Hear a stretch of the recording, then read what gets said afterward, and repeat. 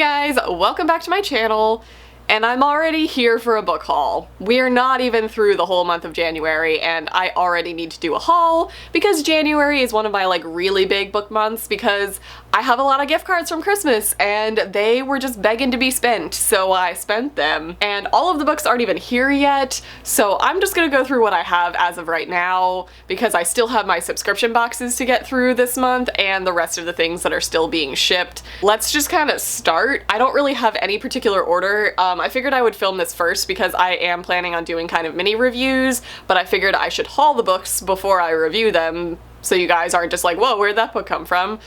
It's coming from here. Let's get into the books. So I picked up a copy of Everlist by Sarah Holland. This is a book that everybody happens to be reading right now, and it's a new YA high fantasy where time is controlled by the rich people.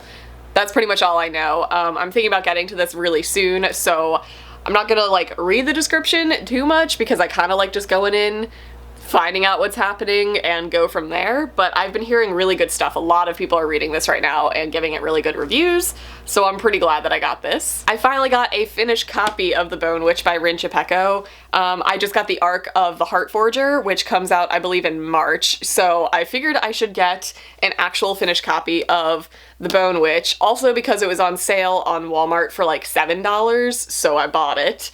Of course. I read this and reviewed this I think a while ago. I really enjoyed the story. It was nothing like I've read in YA. It was very dense, cultural, geisha-inspired high fantasy about necromancy. That sounds awesome. It's just, I really like dark witchcraft and magic, and that's what this had, but it definitely had a much slower pacing, which I think turned a lot of people off. I loved it. I thought it built the atmosphere perfectly, so I really wanted a hard copy of this, so I got it just in time to read The Heart Forger, which I'm really excited for. I went to the dollar store because I needed popsicle sticks, as you do in life. They have a book section there, and sometimes you just find some gems in that store, and it's surprising. I picked up Exquisite Capture, and this is by Heather Demetrios. I have never heard of this before. I looked it up on Goodreads while I was standing in the aisle holding it, and I got some pretty good reviews, and I have been looking for more adult or new adult fantasy stories because let's be real, we like some sexy time in our fantasy that is not super censored like YA is, even though that's a whole separate topic. I think I'm gonna make a video about that. But this just sounds great. It's like a genie story, that a genie who gets captured by a royal guy. I don't really know. It's blurbed by Megan Shepherd on the back, and it was $1. Hello. I also picked up a copy of The Dark Water by Seth Fishman. This is the sequel to The Well's End, which I got off Book Outlet, I think this past Halloween season. It was just kind of a thriller, YA psychological spooky story, and I went to pick it up in this past October to read it, and I didn't realize that it wasn't a standalone. It's part of a series, so it kind of turned me off because I was really looking for some standalone horror books. But then I saw this in the dollar store, and this is a sequel to it, so I was like, well, now I have the opportunity to continue if I want to. So, got this. Moving back to Amazon, I finally got a copy of Godblind by Anna Stevens. This is a book that multiple friends have asked me to read either with them or they have read it and highly recommended it to me. But this is an adult fantasy, which is always really rough to buy for me because adult fantasy or just adult books in general are so expensive compared to YA. This book is regularly $26. So when I get gift cards, that's when I tend to splurge and buy the adult books. But this is supposed to just be a really gruesome, gory, graphic, high fantasy warfare, which I'm sold on that. If you're gonna tell me that it's gonna be pretty graphic, I want to read it. So I got this, guys. I can finally read it with you. My pre-order of Iron Gold came in also. This just came out this past Tuesday, I believe.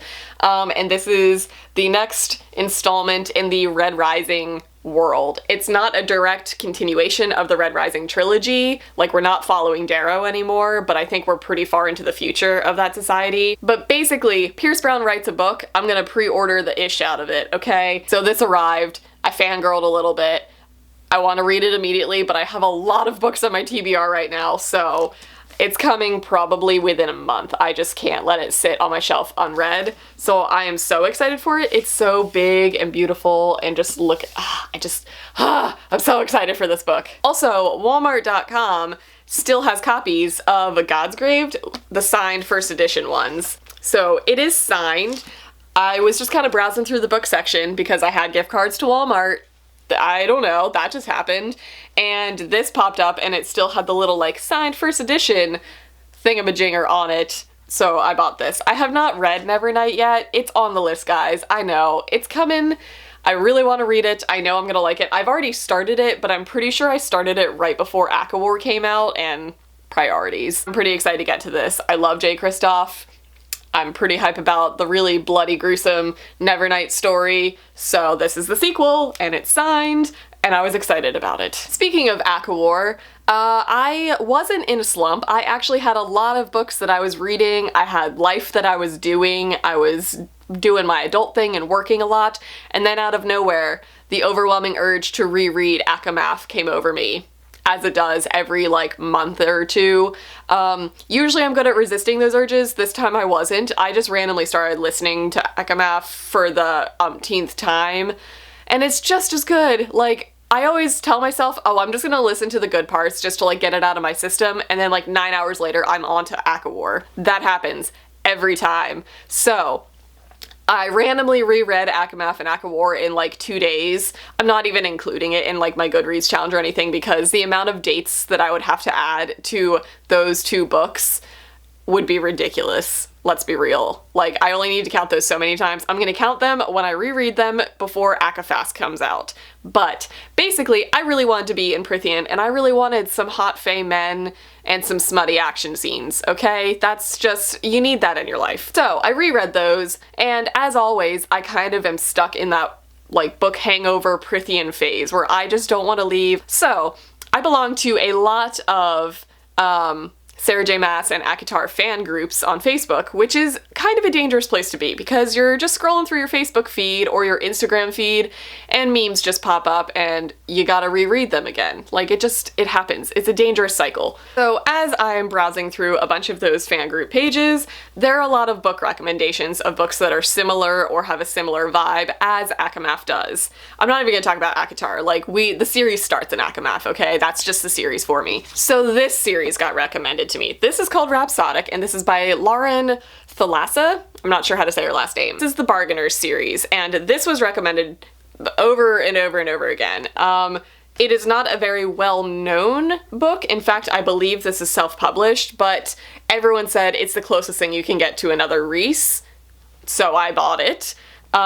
Little did I know, I was gonna binge read through this series. I loved it. If you want a really quick and dirty version of ACOMAF, this is it. Like, I'm not gonna beat around the bush. This is very, very similar. Like, we're dealing with another High King of a Night Court who is the most powerful fae in all of, like, the fae world, and he's just really sexy and intimidating, and something is threatening the world. Let's be real, it's the same effing story. I devoured it. I'm not gonna lie, I read this in one sitting. When I was halfway through it, I already ordered the sequel and the companion novels because these are the only other two books that are out right now. The third one is coming out this year, but it was that type of book where as I'm reading it, I'm like, I'm not gonna wanna wait. The Amazon Prime 2-day shipping thing is still too long, so I ordered it while I was reading the first one. It's not amazing writing, but it held my attention, and it's got some sexy time scenes they're pretty good. So if you're into the adult tone of ACOMAF, get these. They're pretty great. And while I'm on that kick, this is another book that has been showing up a lot. It just released this January, and I'll show you the cover and you'll understand why I had to buy this. This is Lullaby, and this is by L.R.W. Lee. That's a lot of letters. If you recognize this art style, this is by Charlie Bowether, who is the person who designed the covers of ACOMAF also, like the whole series. That's her artwork on it. And all of the fan art that you see floating around that is like amazing of Feyre, she does it. So she did the cover of this, which means I had to buy it. This is also advertised for fans of Sarah J. Maas and Elise Kova, the Air Awakens series. and Rachel E. Carter's The Black Mage series. I haven't read that. I probably should if it's in that list. It's advertised as a new adult epic fantasy romance with YA appeal. That's gonna sell me on a book. Anything that is coming out in the NA world that is new and fantasy, I'm gonna want to read it. The new adult world is finally evolving. I think I talked about this in a video like a year or two ago. I'm so excited that new adult is its own genre now and it's finally expanding beyond contemporary smut. We're getting full stories that happen to have slightly more graphic sex scenes and slightly more graphic violence and language in it and content in general. So we're finally getting books that are in like my age group and I'm so excited. Okay, moving on. This is a story about, you know, the whole lore behind the Sandman and dreams and he forms your dreams. This is about a sand maiden. So it plays on that. It sounds amazing. It's advertised for fans of Sarah J Maas and her new adult content. I just had to buy it. Look how beautiful it is. Just look at it. It's so beautiful. I'm so excited to read this. As soon as I finish the Bargainer series, the Rhapsodic series, this is my next read. And I'm so excited for it. Moving in to the only thing that is still in its package, this is my uppercase, so let me cut this open real quick. So I'm going to include this in this book haul, and then I'm going to do my Owlcrate and Fairy Loot in their own separate video because it's gonna be a theme. Like, I already kind of know what's coming in both of those boxes. They'll go together. It'll probably be like the next video you see because they should be shipping this week. I'm gonna unbox this. I'm pretty excited for it because I don't actually know the book that's in it. So in case you're new here, I get the book only option because hello, I buy a lot of subscription boxes. I can only afford so much. So this is, let's see, oh, there's a thing down there. Ooh, I don't know this book. That's actually really exciting to me. So the book is A Conspiracy of Stars, and this is by Olivia A. Cole. I have looked into this. This is a new debut. I believe it's sci-fi. Can we take a second to just like appreciate this cover? Yes, I love it. So with it, we get the little note that says, "Hi, Chelsea.